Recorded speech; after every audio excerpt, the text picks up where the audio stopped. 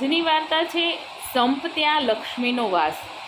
એક સુખી પરિવાર હોય છે, એમના ઘરે ગુરુ આવે છે।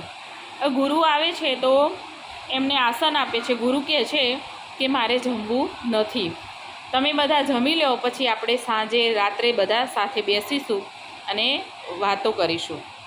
તો ઘરની જે વહુ હોય છે એને ઉતાવળ હોય છે કે હું ઝડપથી જમવા બનાવી દઉં અને વહેલા બધા જમી લઈએ તો બધા બેસીએ થોડી વાર। એટલે ચૂલા ઉપર ખીચડી મૂકે છે અને મીઠું પણ ખીચડીમાં મીઠું પણ નાખી દે છે। એ નીકળી જાય છે એટલે આમ સાસુને એમ થાય છે ઉતાવળમાં વહુએ ખીચડી મૂકી દીધી હશે અને મીઠું નાખવાની ભૂલી ગઈ હશે, એટલે હું જ મીઠું નાખી દઉં, તો સાસુ પણ મીઠું નાખી દે છે। એટલામાં નાની વહુ આવે છે તો નાની વહુને એમ થાય છે કે બધા જ તો ઉતાવળમાં ખીચડીમાં મીઠું નાખવાનું ભૂલી ગયા છે, તો એ પણ પાછું મીઠું નાખી દે છે।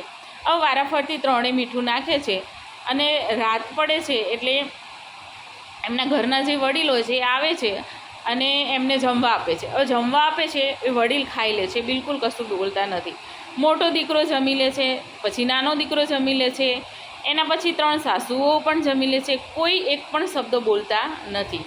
રાત્રે ગુરુજી પાસે બધા બેસે છે એટલે ગુરુજી કહે છે કે તમે આજે બધા જમ્યા એ વખતે કોઈને મીઠું વધારે નહોતું લાગ્યું ખીચડીમાં?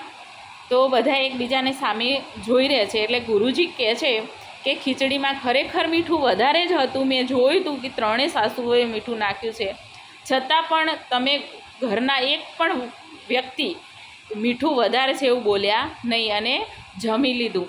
એક તો તમે અન્નનો અનાદર નથી કર્યો, બીજું કે તમારા ઘરની અંદર સંપ છે એટલા માટે તમારા ઘરમાં લક્ષ્મીનો વાસ છે, એટલે લક્ષ્મીજી તમારા ત્યાં એટલા માટે જ ટકી રહે છે।